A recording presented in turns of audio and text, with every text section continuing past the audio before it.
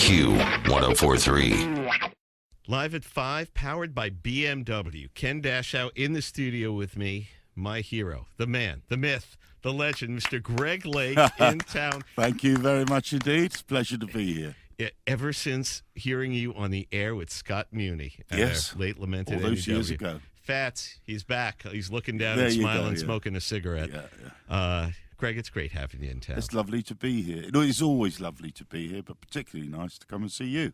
Thank you so much. Greg's in town because he's doing a tour called Songs of a Lifetime Tour, and we get to see him at the NYC Theater at Westbury Sunday night, April 22nd. Last time I saw you, it was you and Keith Emerson Yes. doing your own tour, and that was magnificent. It was the dream of all ELP fans, is to kind of not only hear the music, but to do Q&A and kind of break it down for us. Did you have fun doing that? Well, it was fun. It was fun. And it was in a way the forerunner of this. In actual fact, how this came about was I've just about finished writing my autobiography. It's Congratulations. unsurprisingly called Lucky Man. I never would have guessed. No. So right out of the blue there. And in a way, it's a journey that I've been on with the audience. We've shared this journey together. And I came up with the idea of Songs of a Lifetime, as a way to sort of reshare that journey together. As I say, I'm going to tell some stories about how the songs came about for me. And I'm also interested to hear from the audience what they meant to them, because every time I see somebody, they say, oh, Greg, that brain salad surgery, that got me through college. Or Absolutely. There's stories attached to them all. And so it's a time to sit down and exchange, sort of an interactive thing, really. Greg Lake, my guest, live in the studio at Q104.3. We call this Live at 5, Greg. We ask you to sing for your coffee, some fine Q104.3 coffee. Please do a song for us. And for the gearheads out there, what are you playing? It's a beautiful Gibson. J200. It's gorgeous. Absolutely stunning. Can we get a tune from you? You certainly can. Greg Lake, live in the studio at Q104.3.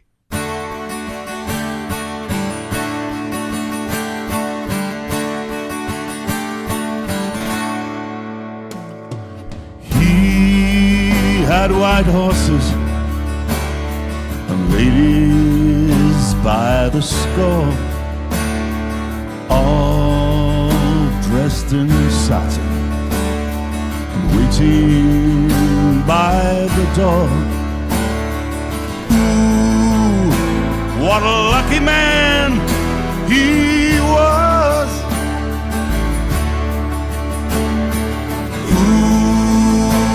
What a lucky man he was. White lace and feathers, they made up his bed. A gold-covered mattress on which he was led. Ooh, what a lucky man he was. Ooh, what a lucky man he was. All right.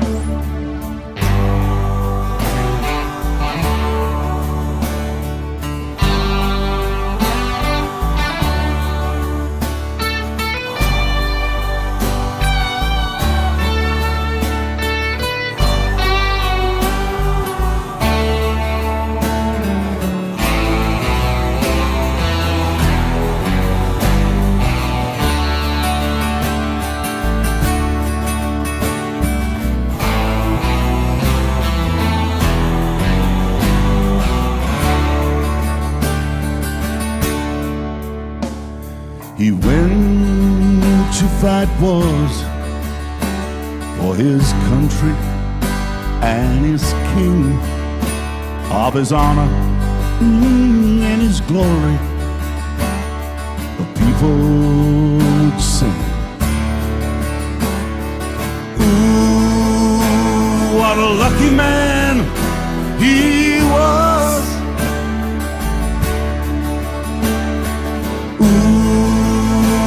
What a lucky man he was. A bullet had found him. His blood ran as he cried. No money could save him, so he laid down and he died. Ooh, what a lucky man he was. Ooh, what a lucky man he was.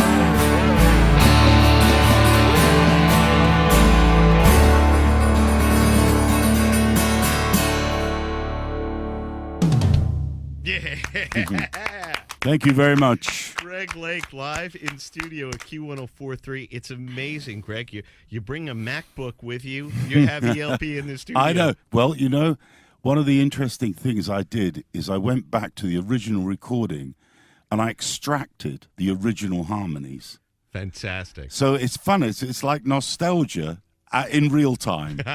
You know, it's fun to do. Whoa, it's nice. It's fun to do. Hey, so how is Keith Emerson feeling? He had health issues this past year. We heard it had been serious for a while. Is he okay? I believe he is, yeah. But he went to hospital, had an operation, and he came through fine. Fantastic. Goodness, yeah. Listen, you talk about what the songs mean to the audience. For me, you know, as a kid growing up, for all the critics, oh, this bombastic, over-the-top, overly... You, Emerson, Lake and Palmer, opened the door, thanks to pictures at an exhibition, to Mussorgsky, which led me to the classical composers.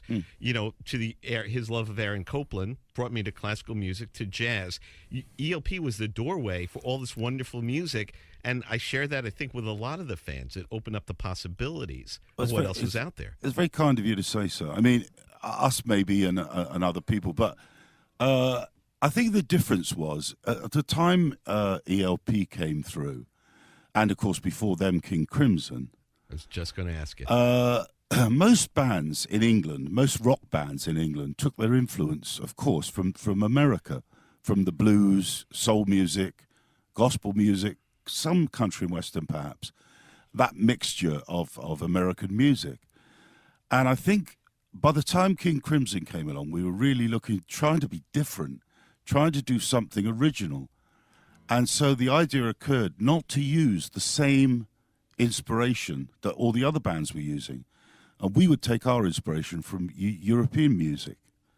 And that was the difference, really. I mean, most rock singers at the time English rock singers, yeah, they would sing with a sort of mid-American accent, you know. Absolutely. Yes. And so I always just sang with an English accent, you know.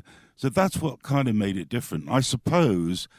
at first, it sounded, you know, as though we were trying to be clever or intellectual. But that wasn't true at all. It was really just that it was European rather than American. Something you had said when we had talked a while back that bears repeating, in that a lot of pop music of what I hear today not only sounds the same, is the same. I was just reading in the Times that the same producers and the same computer tracks go to every pop singer and the same lyrics that they do over and over. Something you had said to me is that we weren't trying to copy, yes, weren't trying to copy us. We were trying to do our own thing. We would listen to that and say, how can we make that even better? How can we go further? I mean, everyone has got influences, of course. I mean, this tour that I'm about to do, Songs of a Lifetime, is almost about that, of being influenced by these different elements. Influences are great. And now I look back and I see, the bands that were influenced by us. Sure. I can see now today, people like the Red Hot Chilies will openly admit that they're big ELP fans, Of course. And that's really an honor to have that said. And that's something I'm very proud of. But I think to that extent, that was really what it was. It was European music. Of course, it has to be said, nurtured by the United States of America. Had they not taken us to their hearts, and as you brought out, people like Scott Muni. Absolutely. The late and great Scott Muni. Had he not been a believer, then we would not have had the chance to develop our careers in the way that we did. And, of course, we'd be eternally grateful. As I am as well to him. He well, was my radio dad, my father confessor, my bookmaker, my yes. everything. He was... He was a marvelous man. Absolutely. Greg Lake, my guest in studio. You mentioned the band before ELP, the great King Crimson. Yes. And of all, I'm a prog rock kid. Allison Steele and Scott were my guys, and listening to Lark's Tongues and Aspic and some of the Islands and some of the early things. But this one album, 21st Century Schizoid Man, is alive and well in 2012, as much as it was, 1970? Was it? 71? Yeah, 70. Wow. And here we are. I think about it all the time. 21st Century Schizoid Man. It's absolutely, you could have written it yesterday. Well, Kanye West has got a track called Power, and the hook of that song is 21st Century Schizoid Man. Really? Yeah. So it lives on, Isn't that remarkable? Yeah, it is, really. But I think, as my father used to say, scum floats to the top. So, perhaps there's some truth in that somewhere. Okay, so this is a Songs of a Lifetime tour. Greg is going to be at the NYCB Theater, Westbury, Sunday night, April 22nd. I wouldn't miss that for the world. Tickets available at livenation.com.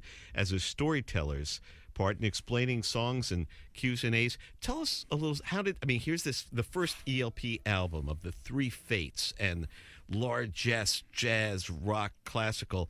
How does Lucky Man come into that world? How did it become, hey, we need a really hit ballad? The story of it was that I'd written a song when I was a kid, when I was 12 years old. It was just a naive sort of little folk song. It was the first thing I ever did when I bought a guitar. My mother bought me a guitar, actually, and I learnt 4 chords. And with those 4 chords, I wrote this little song, Lucky Man. At 12? At 12, yeah. Wow.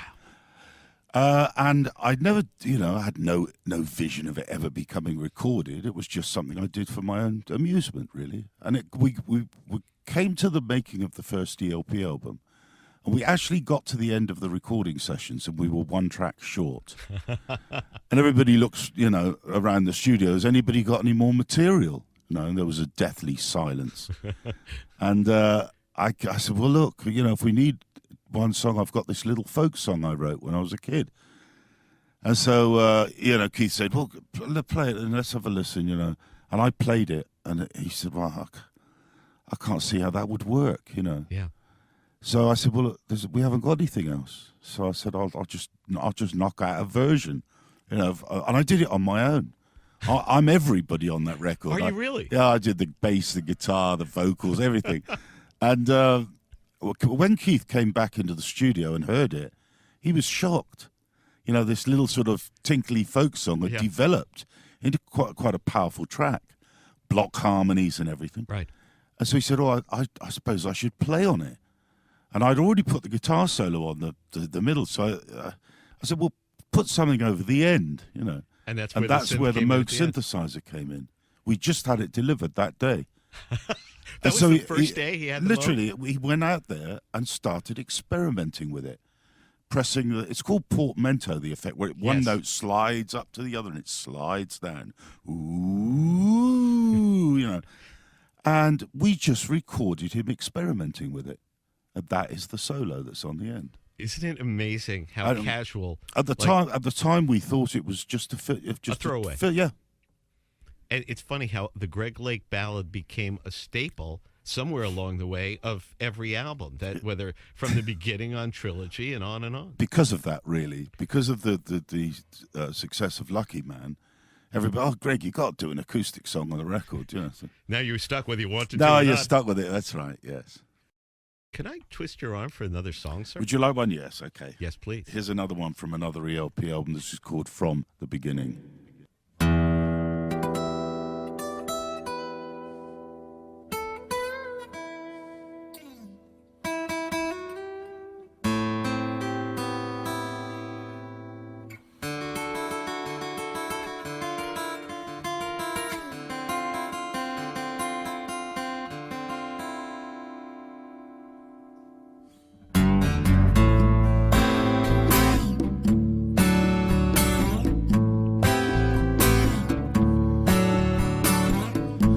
There might have been things I missed, but don't be unkind.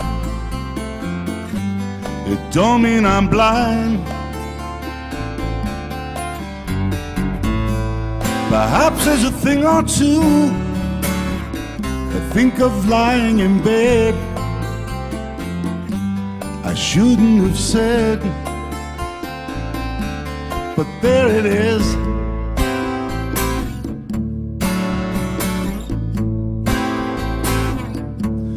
You see, it's all clear. You were meant to be here.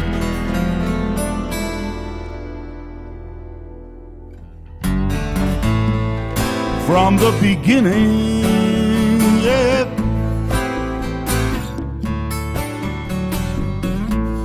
Maybe I might have changed, not been so cruel,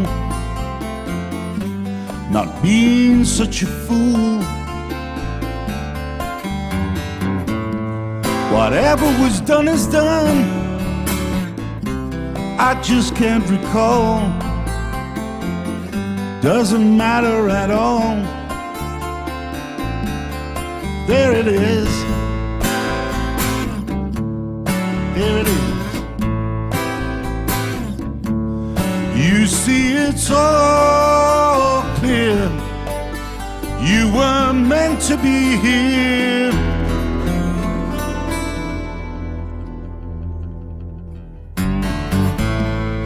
From the beginning, yeah.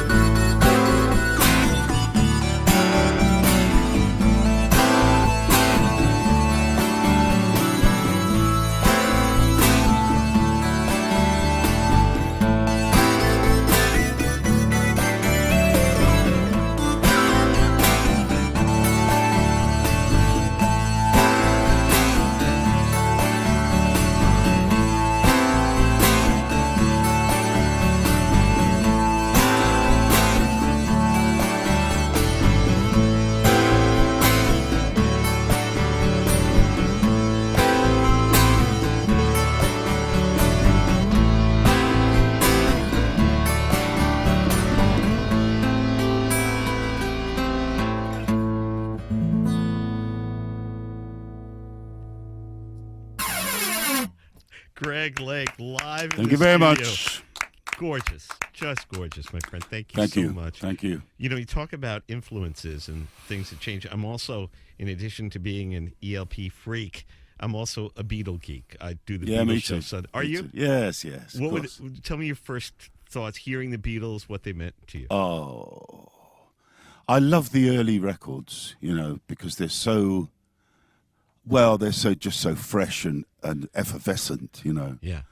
But they were, I saw the Beatles perform a couple of times, and there are a few artists in the world that I've seen that I would say they transcend being great. They become spiritual, Mm-hmm. Their power is such, it almost knocks you down. And the Beatles had that power. Yeah. It's hard to describe what it was, but you'll hear the term, for anyone who was too young, you'll hear the term Beatlemania. And it sounds like a stupid bunch of teenagers, shrieking and just behaving, fawning over about. But in truth, what they were is they were pushed beyond the limits of endurance. They couldn't stand the intensity. And funnily enough, I came to New York, when was it, last year, to Ringo's birthday. Yes, at Radio City. Yeah, and Do you remember that night? I did. I went up. I played one of the songs at the end. We did give Peace a Chance, I think it was. Yeah, because Greg, by the way, was in one of the Ringo All-Star. I was. Yeah, I did a tour with Ringo, Yeah. and anyway, so we got up and played this last song, and unknown to anybody, Paul McCartney came on the stage to play and Yes. to official, and when he walked on, the screaming in Radio City was so intense. And you can imagine it being an ELP, I've played to audiences of 300,000, Right. and I understand what that reaction is, but it almost frightened me. The scream that went on when he came on stage. And it's that sense of excitement that only they can generate. And there's perhaps only one or two other artists I've ever seen that reached that level of intensity. One was Elvis Presley. Mm-hmm. When you've seen Elvis, there's a good reason why they call him the king. Yeah. It was you've been hit. Right. You leave a damaged person. So these are very rare. Most artists, I believe, are kind of reflectors. They take influences and they process them and they reflect out. Now and again, you find an artist that's truly luminous. That was the Beatles. They were truly luminous. So And beautifully said. when I went on tour with Ringo, I bought the best of the Beatles book. In it there was 200 songs, and I thought, you never know, he might just want to pick one, and Yeah. so I think I'll have all the chords ready. And when I got to the rehearsal, he'd found this book in my wardrobe case, and he said, "Greg, what's this?" And I said, "Oh, it's the best of the Beatles book." And he said, "I never saw it before." And I said, "Tell me something, Rich." I said, "I've been lucky; I've had a few hits, but tell me something. How do you have 200?" And he said, "Greg, all I can tell you is every day in the Beatles, John and Paul would walk in, and they both have a song, and they'd both be hit records every single day. It's So amazing. it wouldn't matter where we were, what we were doing, there would be 2 new songs." And he said, every day, that's how it was. Donovan was here a while back, and he said, I've had 5. Eric Clapton had 20. What did these guys do in a previous life I know. to get hundreds, to have I an know. open fire hydrant to the muse? Just truly unbelievable. And that's what I say. It kind of transcends good or great. There's the Beatles, and then there's a long drop before you get to anyone else. And, every musician who I love and respect has come through here and said pretty much the same thing, that anybody of our era who says they weren't influenced by them is lying or is I'm afraid so. naive. And, it's true. It's even Ozzy Osbourne, who said, listen, we're Northerners. You work at the mill or you're in a pub. And if you could do it in Liverpool, if you can have a band from Liverpool, Yes. why can't kids from Birmingham have a band? He said, yeah, That's right. yeah, even just on the basic level, if it gave you another option Of course.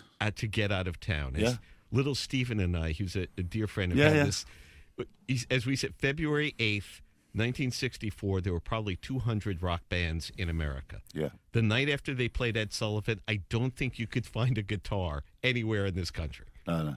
That Monday, Yeah. every Even today, when I hear a Beatles song, I ask myself, and I always the same question: what if that were to have been released today, and you'd never heard it before, and it was released today? It would just knock you flat. yeah, There's so much energy, and power, and richness, and soulfulness actually, and the records are so beautifully performed, pitch perfect. Wonderful harmonies, terrific timekeeping. You see, another thing, Ringo is a really good drummer. People don't realize how good he is. thank you for saying that. That's great, because he always got short shrift in the history books. What he did, people thought he was this sort of floppy, lovable character, which Yeah. he is. He is Yeah. a lovely person. But he's got a terrific drum feel. When you play with Ringo, you really feel that offbeat. He's got a sort of slightly lazy offbeat. And it's right in the pocket, bang. Oh, we could go on forever. Greg Lake in town because we get to see you at the NYCB Theater, Westbury, Sunday night, April 22nd. I will be there. Every single ELP fan will be there as well. It's called Songs of a Lifetime. And you're even doing a Q&A with the audience this time around? I think that's right, yeah. Oh, that's wonderful. We're going to share some memories. Oh, and the other thing we didn't even get to, my good friends at Razor and Tie are going to remaster and re-release all the material? That is absolutely right. We've just done... Finally. Yes. Every other band gets this, and I'm waiting. My band never gets this. Well, Finally. you know what? We